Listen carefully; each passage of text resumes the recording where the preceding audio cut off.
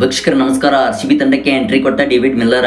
ಹೌದು ವೀಕ್ಷಕರೇ, ಗುಜರಾತ್ ಜೈಂಟ್ಸ್ ತಂಡದ ಪರವಾಗಿ ಹಿಂದಿನ ವರ್ಷಗಳ ಕಾಲ ಆಡಿದ ಡೇವಿಡ್ ಮಿಲ್ಲರ್ ಅವರು ಇದೀಗ 2025ರ IPLಗೆ RCB ತಂಡದ ಪರವಾಗಿ ಕಾಣಿಸಿಕೊಳ್ಳಲಿದ್ದಾರೆ. ಹೌದು, ಸೌತ್ ಆಫ್ರಿಕಾ ತಂಡದ ಬಲಿಷ್ಠ ಲೆಫ್ಟ್ ಹ್ಯಾಂಡರ್ ಬ್ಯಾಟರ್ ಆದ ಡೇವಿಡ್ ಮಿಲ್ಲರ್ ಅವರು ಇನ್ನು RCB ತಂಡದ ಪರವಾಗಿ ಕಾಣಿಸಿಕೊಳ್ಳಲಿದ್ದಾರೆ ಎಂದು ಇದೀಗ ಅಪ್ಡೇಟ್ಸ್ಗಳು ಬರುತ್ತಿವೆ.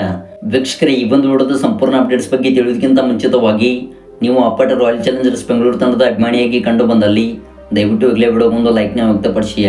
ಹಾಗೆ ವೀಕ್ಷಕರೇ, ದಯವಿಟ್ಟು ಕಾಮೆಂಟ್ ಬಾಕ್ಸಲ್ಲಿ ಈ ಮುಂಬರುವಂಥ IPL ಮೆಗಾ ಆಕ್ಷನ್ನಲ್ಲಿ RCB ತಂಡವು ಯಾವ ಆಟಗಾರರನ್ನು ತೆಗೆದುಕೊಳ್ಳಬೇಕೆಂಬುದನ್ನು ಲಿಸ್ಟ್ನ ಮಾಡಿ ಕಾಮೆಂಟ್ನ ತಿಳಿಸಿ.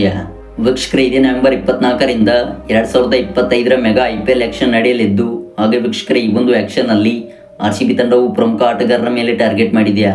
ಹೌದು, ಈಗಾಗಲೇ RCB ತಂಡವು ಪ್ರಮುಖವಾಗಿ ನಾಯಕರ ಮೇಲೆ ಟಾರ್ಗೆಟ್ ಮಾಡಿದೆಯಾ?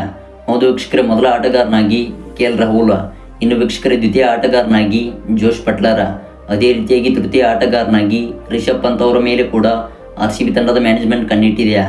ಇನ್ನು ವೀಕ್ಷಕರೇ, ಇದೀಗ ಬರುವಂಥ ಅಪ್ಡೇಟ್ಸ್ಗಳ ಪ್ರಕಾರ ಸೌತ್ ಆಫ್ರಿಕಾ ತಂಡದ ಲೆಫ್ಟ್ ಹ್ಯಾಂಡ್ ಬ್ಯಾಟ್ಸ್ಮನ್ ಆಗಿದ್ದ ಡೇವಿಡ್ ಮಿಲ್ಲರ್ ಅವರ ಮೇಲೆ RCB ತಂಡವು ಒಂದು ಟಾರ್ಗೆಟ್ ಮಾಡಲಿದೆ ಎಂದು ಇದೀಗ ಅಪ್ಡೇಟ್ಸ್ಗಳು ಬರುತ್ತಿವೆ. ಹೌದು ವೀಕ್ಷಕರೇ, ಸೋಷಿಯಲ್ ಮೀಡಿಯಾಗಳ ವರದಿ ಪ್ರಕಾರ ಡೇವಿಡ್ ಮಿಲ್ಲರ್ ಅವರು RCB ತಂಡಕ್ಕೆ ಎಂಟ್ರಿ ಕೊಡುತ್ತಾರೆ ಎಂದು ಅಪ್ಡೇಟ್ಸ್ಗಳು ತಿಳಿಸುತ್ತಿವೆ. ವೀಕ್ಷಕರೇ, ನಿಮ್ಮ ಅನಿಸಿಕೆ ಅಭಿಪ್ರಾಯಗಳ ಪ್ರಕಾರ ಡೇವಿಡ್ ಮಿಲ್ಲರ್ ಅವರ ಮೇಲೆ RCB ತಂಡವು ಟಾರ್ಗೆಟ್ ಮಾಡಬೇಕೆಂದರೆ ದಯವಿಟ್ಟು ಕಾಮೆಂಟ್ ಬಾಕ್ಸಲ್ಲಿ ಡೇವಿಡ್ ಮಿಲ್ಲರ್ ಎಂದು ಟೈಪ್ನ ಮಾಡಿ ಕಾಮೆಂಟ್ನ ತಿಳಿಸಿ. ನೀವು ಮಾಡುವ ಪ್ರತಿಯೊಂದು ಕಾಮೆಂಟ್ಸ್ಗಳು ಕೂಡ RCB ತಂಡದ ಮ್ಯಾನೇಜ್ಮೆಂಟ್ಗೆ ತಲುಪುತ್ತವೆ.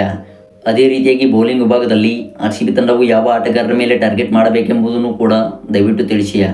ವೀಕ್ಷಕರೇ, ಇದಾಗಿತ್ತು ಈ ಒಂದು ವಿಡಿಯೋದ ಪುಟ್ಟ ಅಪ್ಡೇಟ್ಸ್.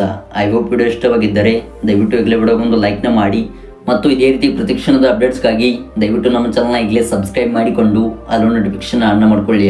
ಹೌದು, ನಾವು ಯಾವುದೇ ವಿಡಿಯೋ ಹೊಸದಾಗಿ ಬಿಟ್ಟರೆ ಅದು ನಿಮಗೆ ನೋಟಿಫಿಕೇಶನ್ ಮುಖಾಂತರ ತಲುಪುತ್ತದೆ. Thanks for watching.